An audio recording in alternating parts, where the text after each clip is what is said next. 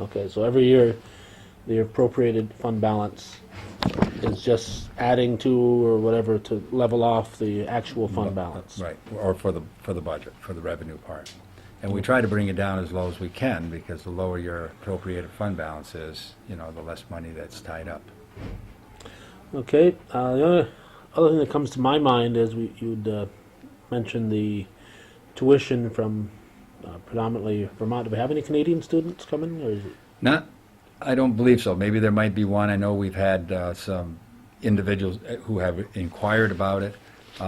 Even though we have gone up to the 7,800, we find that we're still one of the lowest tuition rate schools for Vermont. There are several schools which the Vermont students go to, and Northeastern Clinton is still probably the second lowest one out of the list. So therefore, we needed to do that because we were way out of line with everyone else, and this is something that we decided to do. Okay, now, for those of you who are not quite familiar with what that's all about, we have students from Alberg and Isle Mont, a couple from, have had a couple from North Hero. Mm-hmm. I don't know if we go anywhere beyond that. But those students, because there's no high school in their towns, have the option of going to Swanton, to Missisquoi, to BFA in St. Albans. Right. And I think they can also head through the islands. Is there one? I think there's another. I think there's another one besides. I think there's 4 that they have a choice of. And somehow, I don't know how this is possible, but the state of Vermont allows them to come over here to the Empire State. And quite frankly, if I were living in Alberg, I'd want my kid to come to Northeastern just across the bridge rather than going all the way over to Swanton, making that hazardous drive every day. So we do get a good percentage of them.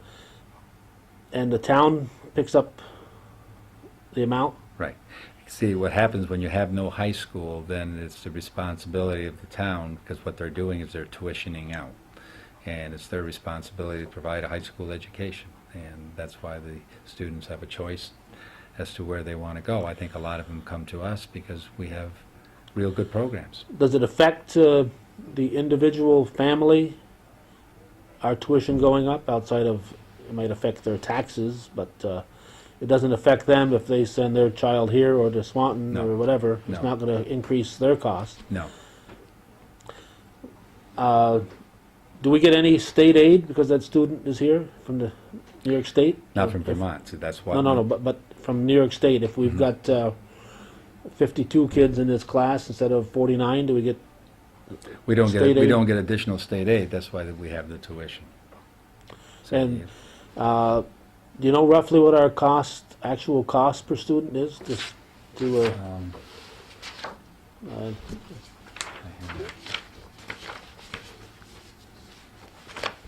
I know roughly what it is, but I would rather find the figures. you don't want to be too rough with your answer.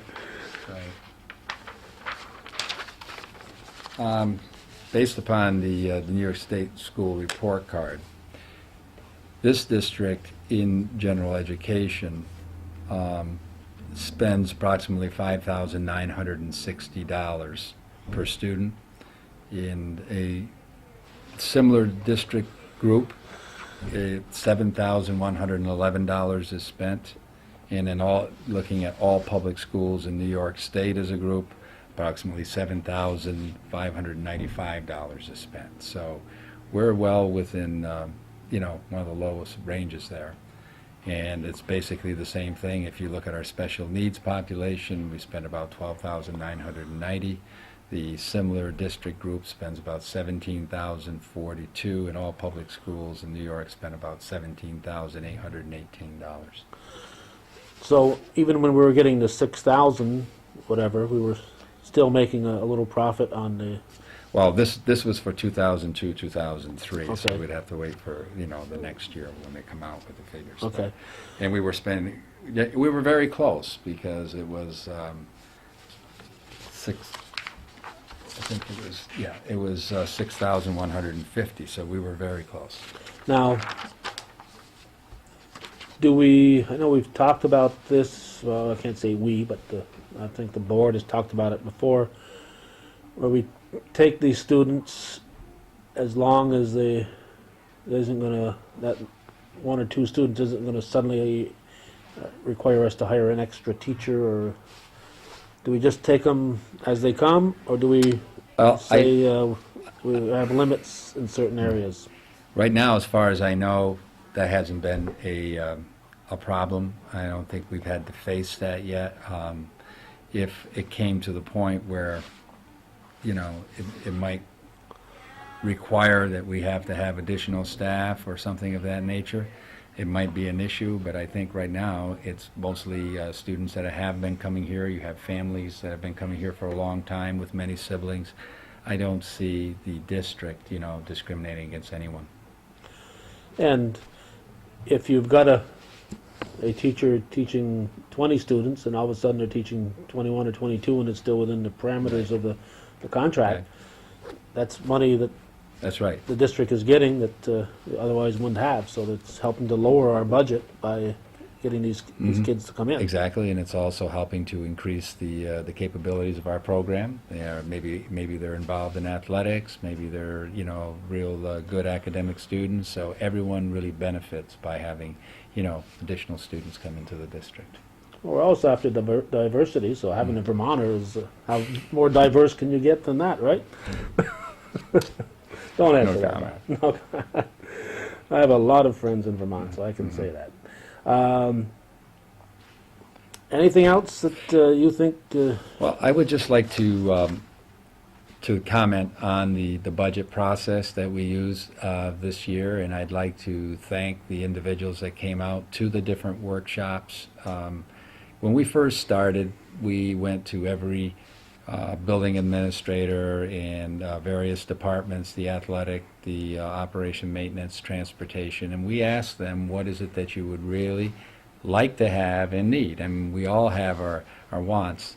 And then we presented that budget on February 28th with an increase of 8.39% and a tax levy of 16.9. And we realized that, okay, it's very nice to want something, but it's not very practical at this stage. So then we went back and we took a look at how can we reduce this. And between the time of the February 28th and the March 28th, we did receive several letters of retirement, so that was something that we could take into consideration.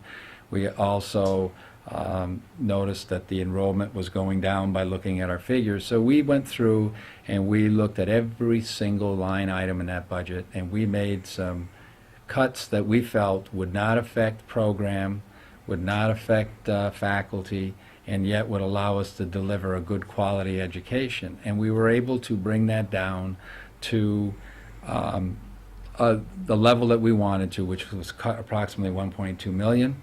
And then the revised budget reflected approximately a 2.95% increase with a tax levy of about 3.46.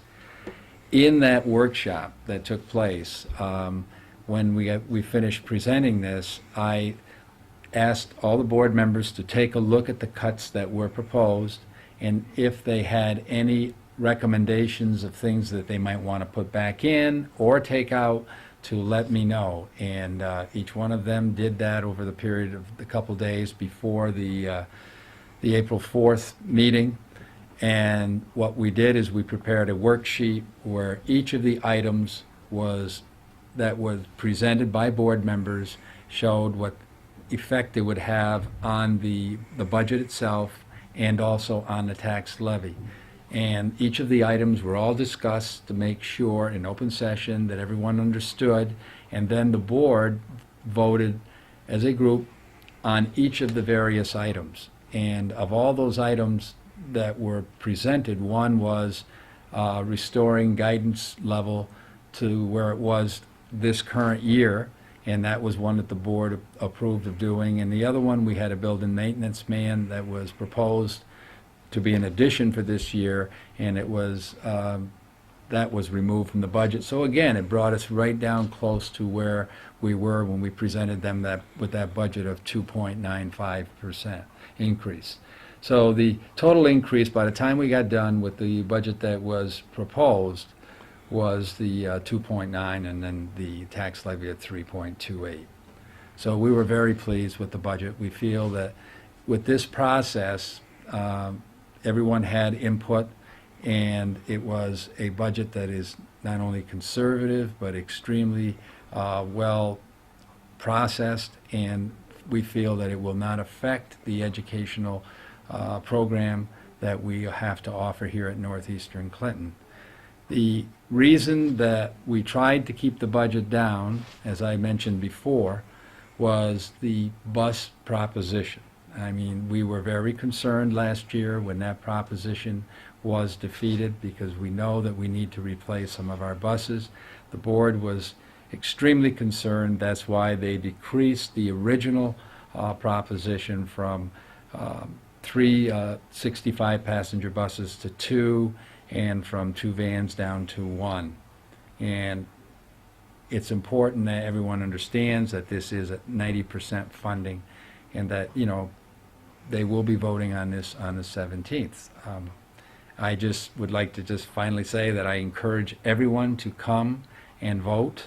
Also to take a look at the board members or the individuals that will be running for the incumbent seat that Vicki Brassard had, and to cast your vote. Okay, now, you used a figure of 3.28, and I see a 3.46 here. Right.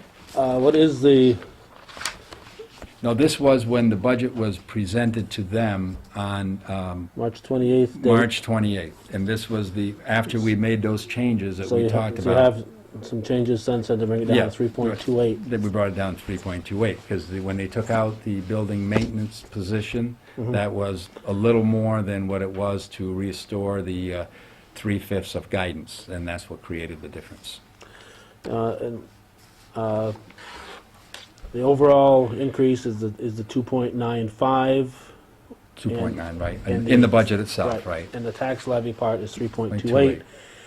which I think if you look at, went back for the past 10 tax years and whatever, you would find that it's probably similar, where every year the state amount that they pay, relatively speaking, gets less and less, because obviously if the overall is 2.95 and the tax levy is 3.28, that means the state portion is under Yeah, 2.95. right.